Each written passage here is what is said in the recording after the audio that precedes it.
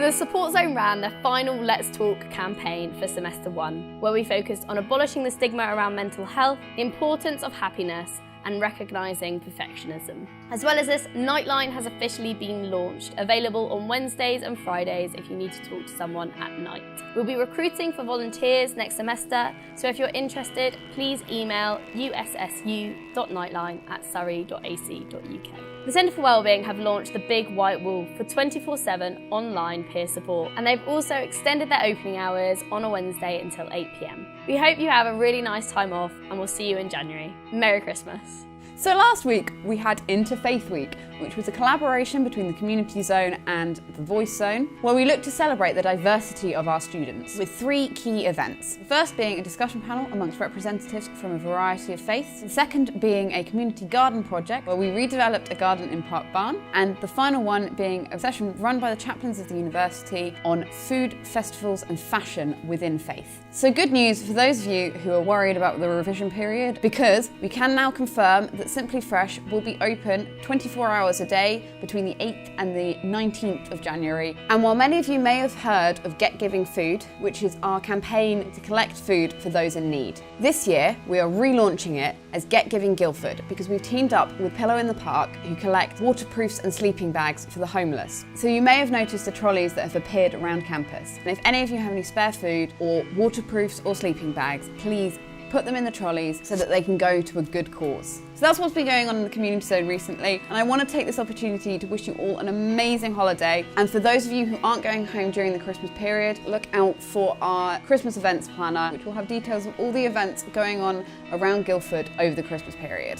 One of the real questions when Surrey voted to leave the NUS was about national representation. And that's why I'm delighted that next week we're going to have the CEO for the Office for Students joining us, as well as representatives from unions throughout the South East, to chat about some of the key issues affecting students in this area, whether that's housing, money, anything else, to make sure that Surrey is engaging with other unions and that we're representing our students at a national level. Since my last update, we've also had our first Voice It Week, where we've been out and about asking students about the key issues here at Surrey, whether that's diversity in the curriculum, accessibility and flexibility, money, or the use of digital tools like Panopto or Surrey Learn to support learning. We had over 400 responses, and that means that we've got a whole load of data that we can use to really accurately reflect the student voice to the university. We've also funded a small collection of club and society-led campaigns to improve the student experience and encourage a culture where we're working together to make Surrey the best it can be. On my manifesto, one of my key points was also about wanting to engage the whole student population. And so it's great to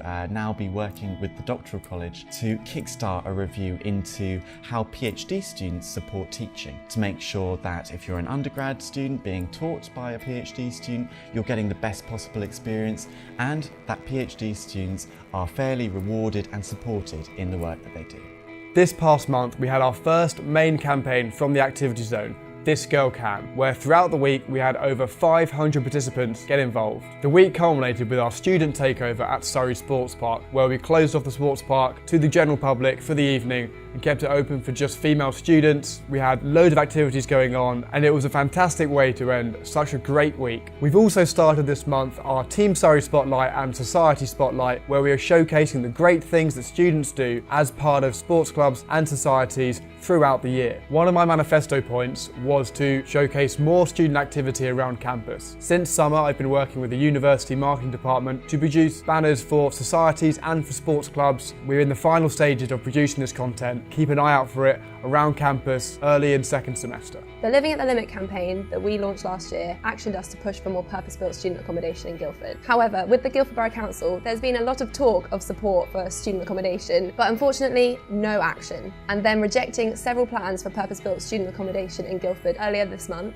and announcing that they were delighted about this, was the final straw. When students make up a huge part of Guildford, it doesn't seem that our needs as residents are being taken seriously. You can read this article in the Surrey Advertiser. advertiser. I visited our MP Anne Milton at the Houses of Parliament to discuss several issues that students at Surrey are facing, including the university's plans for growth, student accommodation and the cost of living in Guildford, which is on par with the cost of living in parts of London, yet we receive considerably less student finance. Anne agreed that she would fully support us if we were to ask the government to review the London waiting system. Vet students brought forward a motion to our executive committee asking us to work with staff at the vet school to improve support for their compulsory EMS placements. Last year, those of you on professional training year placement overseas raised serious concerns around the difficulty of finding a house for final year on your return. This year, the university had the 224 rooms in Guildford Court scheduled for demolition. We, however, fought against this decision. We have successfully secured these rooms as guaranteed for PTY students returning from abroad in September 2018, with second priority going to those returning from placement within the UK. And with that, I wish you all a Merry Christmas on behalf of the Students' Union, and we will see you in the new year.